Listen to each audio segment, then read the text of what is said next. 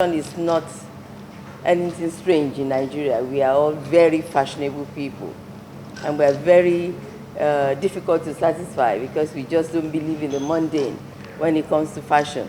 And it's not just limited to ladies, also men, because when you see them dab their agbada, they don't just want it anyhow. They want it to be fashionable and sometimes very spectacular. And so for me, it's a delight, really, to be here and to be able to talk about the evolution of fashion in Nigeria. What I regret to say is that despite the evolution, I don't think we are we are maximizing the economic aspect of what fashion is in Nigeria. When I didn't just plan to go to Bond Street and open a shop there. I've always believed in fashion. My mother, despite the fact that she was a nurse, she made sure she decked us out when we were children with the most beautiful attire. So my interest in fashion has always been with me from when I can remember. And then my grandmother, that I actually at that time considered to be my mother. My mother was my auntie. She was my mother. She left for me when she died because she left for everywhere, but I was particularly special to her. And she left me a whole lot of ashoke. And when Her Excellency walked in today, it brought that memory back to me. Because what she has on, the red and the yellow type, is the old design. It used to be only in white and navy blue coloring, and maybe sometimes a touch of red. And I had a whole lot of those. And so, of course, I started experimenting. By the time she died, I was married. And so I started experimenting. I wasn't happy. At that time, all you had in Nigeria, you had the most beautiful lace materials, Swiss lace materials and all that. That's all you could wear. And then on special occasion, of course, you wear the damask. Other than that, the four primary colors are shoki. So, of course, I wanted something different, something new. So I started experimenting with the ashoki. And I remembered, I think the first one I did was white background, and I had this particular design. I had it done in green and this yellow on white background. And of course, everybody thought, what is this? What is she trying to do? Bastardized the ashoki. Anyway, I did that. And then I did several. And my husband, at that time, loved the ashoki. So he was always my guinea pig. So you can imagine a 6'6" tall man wearing a hand-woven ashoki in either green with gold or white with tall and wearing all this. So of course, it was the best advert that I could have. And everybody started showing interest.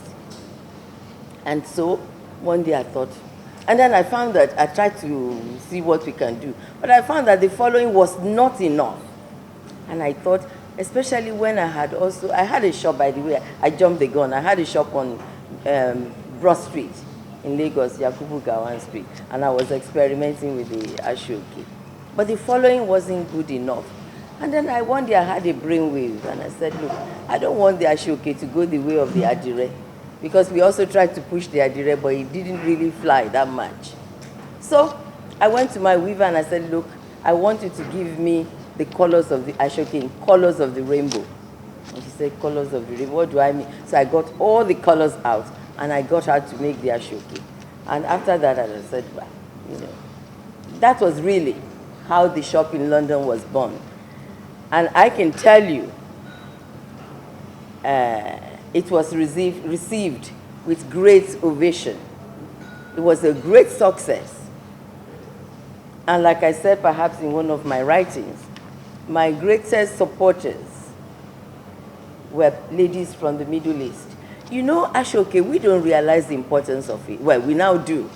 But at that time, when you mix it with a bit of lurex and sometimes with sequins or with chiffon, It's such a grand material. And when you make a collection out of this material, it was a great affair. So, and when we have collections, we had collections in Milan, in Florence, in London, and whenever Commonwealth Institute is doing anything about Africa, we participated. And that was it, the Ashoke. And I found people coming from Nigeria to buy Ashoke in London. And especially the men, they all wanted a strip for their hats because they too, they wanted something different from the, so that was how we promoted and pushed the Ashoke into the world arena. And I'm sure you all agree with me, it's not $1 million business, it's $1 zillion business because everybody is into it. And I don't think any marriage is complete without the colorful Ashoke as we know it today. But it wasn't all a bed of roses. You have an African woman on the world's most famous fashion street. Of course, you stuck out like a sore thumb. And you had to get involved with a little bit of skirmishes here and there. Because when we go to places like Milan for fashion show, we too will see what we want there, like jewelry or whatever, we bring it back to the store. And you find that sometimes people will even come and say, jewelry that was exhibited at a public international show, they wonder why, that they have a right to it, why are you exhibiting it in your shop? I mean, that's the sort of racism that transpired at that time. But you just have to stand your ground. Once you know your onions and you know what you're all about, you just carry on. So what I'm saying in essence is that any of us can go there and open a store anywhere in the world.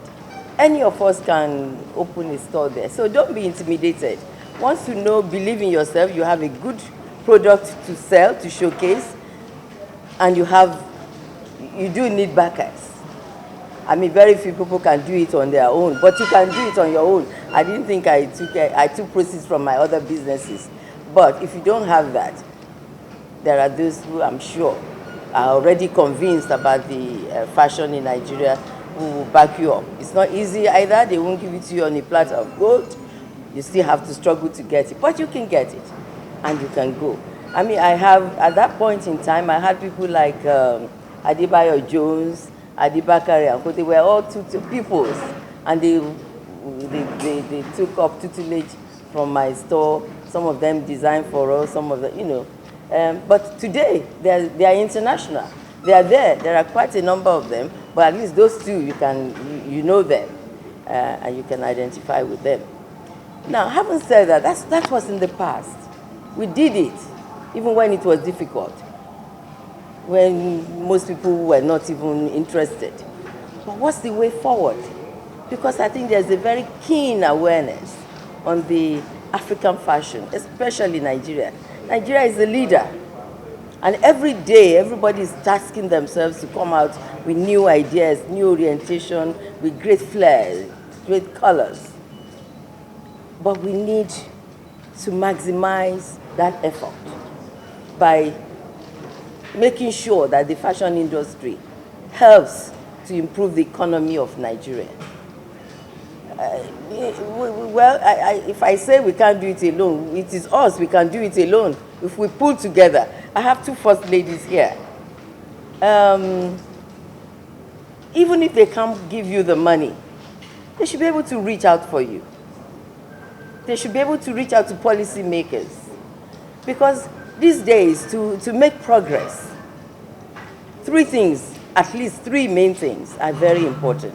Funding, taking advantage of the technology at this point in time, and most importantly, promoting your own culture and tradition in the areas of fashion. Because that is what will stand you out. We copy everybody else and all that, but if we want to make money, then we should use what is ours. That is what will make you stand out. Just as we admire what comes from other places, I assure you, when you make yourself well and it's of world standard, they would admire yours too. When I had the shop in Bond Street, I told you about the Middle Eastern, but also the British mother of the bride, were also great followers. Because they too, they wanted something different on the day of their daughter's wedding. And we made amazing suits from Ashoke. We pleated Ashoke. There was nothing we didn't do with Ashoke. And they would be the first to grab it. Once we do something, put it on the window, it's gone. So it's a lot of opportunity. So we need to have funding.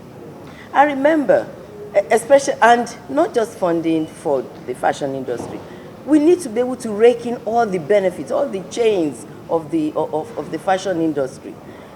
And most importantly, we should produce the fabrics. All our ailing factories and all that, we should be able to resuscitate them. I remember during President Jonathan, I think he gave some sort of special funding to revive some factories in the north. We should upscale this. We should have special intervention funds for revival of the fashion, of the textile industry. It's the basis for anything you want to do in the fashion world. So we need to be able to produce our own fabrics. I don't want someone to come in and say, oh, this is visco, this is from Ghana, this is from... I want you to use Ankara made in Nigeria. So you create jobs for the Nigerians, not other people. You buy all these fabrics and then we sew them here. What is that? Somebody is taking the greater benefit. So we need, Your Excellencies, we need special intervention funds to revive our ailing, in fact, not ailing, comatose textile industry. That must be urgently done. It was done during President Jonathan. We need to upscale it and spread it around the whole country. And I know many here in Lagos that are down. So we need to do that. And then technology. It's made life so easy. One of the things I always notice when I see a dress made in Nigeria, the cut is so bad, the finishing is so bad. But you see, you have system by which technologically you can cut like 100 outfits at a time. And it's straight and it's to size. So no matter how bad that tailor is, as long as it follows the line of cut, you have a perfect production. And then you can be competitive wherever you take your collections to, anywhere in the world. That is so important. So technology is very important. We need to study it and see in what way it can enhance. And culture. My Buba and Iru, you can see how we've revolutionized even Buba and Iru. But we can even modernize it more in such a way that wherever you take it to, in Florence, in Milan, in New York, everybody will grab. Because I can tell you I've done so many things with Buba and Iru and in different fabrics and all that. And whenever I go to some of these international things, they ask me, oh, did you get that from Paris? And I said, no, it's from home, it's Nigerian. You know, we can do that. So let our culture and tradition, let it work for us in creating our own designs. When you do that, sky is the limit. You see, when I'm talking about fashion, I can go on and on and on. So don't let me bore you. But I think at this point, I will stop. I can still talk. But if we can go to touch those areas, you know, it will help.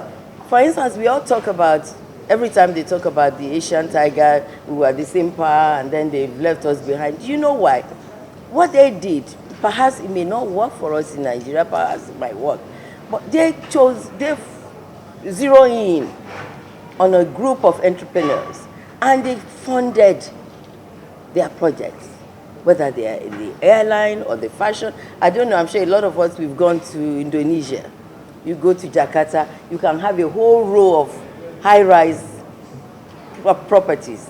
And when you go in there, what do you find? Things made in Indonesia. There may be 10 floors. From the ground floor, you might find something for $1. You go to the next floor, it keeps upscaling, $2. By the time you get to the top, you find the same thing, but made from gold thread. And it can be in millions. There's no reason why we can't do that. But they walk through their own traditional realities.